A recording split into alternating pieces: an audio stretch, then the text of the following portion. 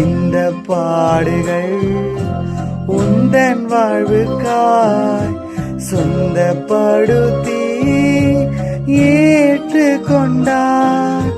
நேசிக்கின்றாயோ இயேசுநாதரை, நேசித்து வா கூறு செடுத்து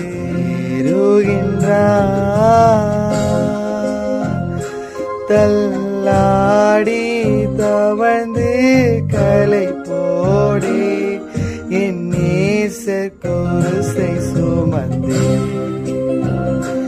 என் நேச கொள்கதா மலையின்